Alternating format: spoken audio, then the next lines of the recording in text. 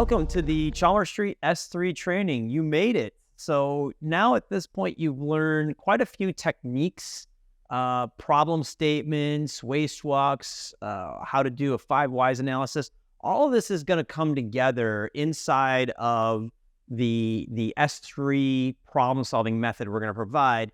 And for those of you that are aware, this is really just taking an A3 template and giving you a structured problem-solving method to fill out that A3 template. If you don't know what any of these are, don't worry about it. We'll get into that later in the training. What's important for you to recognize is we're working, especially through white belts, right? We're working to get you to the point where you can start to see the problems around you and you have the confidence to go and solve those problems based on your knowledge, what you've learned, and what you can extract from other people. And so that's what this S3 method is going to give you. It's going to give you an approach to how to solve problems effectively. Okay, so let's get into and talk about some of the learning goals here. And what we want you to do is recognize that there's problems all around you. That's why we talk to you about waste walks. We want you to also know that it's not good enough to just go, oh, let's try this, let's try that, or let's wait for someone else to solve it, or let's wait for my boss to solve it. As a CI mastermind, you are responsible for seeing and then pulling the right people together, following this approach, and solving those problems. So understanding the process and approach for problem solving. And then within there, the tips that are effective, or the tips that you need to keep in mind to make yourself effective in performing the problem solving. Let's get into the overview a little bit more. When we talked about problem statements, we explained that we're always looking for a problem. A problem is defined as a gap, and it's a gap between some state of how we think things should go or work and how we're actually performing today. And we want you to think about this at two different levels, or maybe two different categories is a better way of saying it. There's a current standard or expectation. Let's say that our customers expect us to deliver their product in 3 days. And there's a current performance. It's taking us 5 days to deliver. What are all the reasons and what's causing us to take the 5 days? We don't care about that at this point. All we care about is that gap between the 5 days that it's taking us and the 2 or 3 days that our customer expects, right? And so that's this first box over here. That's the current standard, which is an expectation of the customer, either written or unwritten, right? And our current performance and how we're performing to that standard. But the other side of the coin is, or the other category is, there's some future target, there's some aspiration we have. Maybe there's new business that we can gain if we get to a same-day shipping process. So the customer expects same day, let's call it next day delivery, and today it takes us 3 days or 4 days to get that product out the door.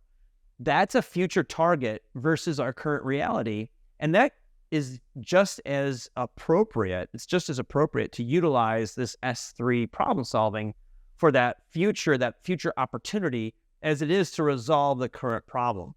Frankly, both of them are problems, and it's just sort of how we describe or characterize them that makes the difference. And ultimately, it's that gap that we want to be able to talk about, okay? So keep that in mind. Like I mentioned initially here, is we're looking for those gaps, utilizing those the waste walk method, walking around and having kind of the eyes of the customer on and looking for defects in overproduction or waiting, or having the eyes of the business leaders, the business ownership on, and looking for unnecessary motion, extra processing, inefficiencies. All of those will expose gaps either in how we should be performing to a standard, or how we would like to or envision to perform in the future. And all of them are opportunities for us to go use the S3. Now, when we apply this, I want you to have certain mindsets. And we call this the 8 always. mindsets that you should always have in order to solve problems effectively. The first, and I was alluding to it when I was talking about problem statements, is we always keep the customer in mind. It's the customer's perspective that really matters, right? Typically, we mean the end customer, the person who's receiving our output. It could be an internal customer as well. We keep that customer's perspective in mind. The next always is we always follow the process, not what's written down, not what somebody tells us about the process, but what's actually happening, right? And we'll talk more about process observation later in this tutorial. Then we always have to be fact-based. So we're not looking for this person's opinion or even our own opinion, right? We have to recognize that, as the lead problem solver, we have a little bit of power here. We need to keep our own opinions and biases away from potentially steering everybody in the wrong direction. So we're looking for facts, data, information, observations, and we're seeking our own answers. We're always seeking to look broadly, but crystallize that into our own answers. And so 2, 3, and 4 are a lot of fact finding. And at that point, we have to recognize that it's not enough for us to understand those facts. We always have to be communicating so much. Think about your own business. How many problems that you all run into on a daily, monthly, weekly basis, how many of those problems are because of communications? So we visualize our findings so that we always are helping other people understand the progress that we're making in problem solving. Now, recognizing that all these things take time, 2, 3, 4, and 5, we have to always keep in mind that we don't want this project to go on forever. There needs to be urgency. And sometimes we'll go, we've collected enough information, we'll move on. Some of that takes a little experience, and that's why in the CI Mastermind, there's a coach there to help you and provide some of that experience. Like, hey, I think you've collected enough, let's move on. So we have to keep that urgency going. And then when we get to that point of implementing the solution, we always have to make sure that it's not just going to work today, but it's going to work a year from now, 2 years from now. So we're always looking at how we create a standard and help people to be trained to follow that standard. Now, the last one, number 8, is important to think about actually at the beginning of the problem-solving process. If we're dealing with a customer where they expect 2-day delivery and it's taken us 5, we're going to spend a lot of time on phone calls, on discussions with our boss, on all kinds of firefighting that's going to take us away from the actual problem-solving process. It's going to cause us to cut corners. So we always have to start with a containment, especially when we're looking at that category of problems that is truly a gap between current state and customer expectation. We always have to contain those items. And so if you think back to the 5 whys, right? And we talked about this example of the dryer that frequently shuts off.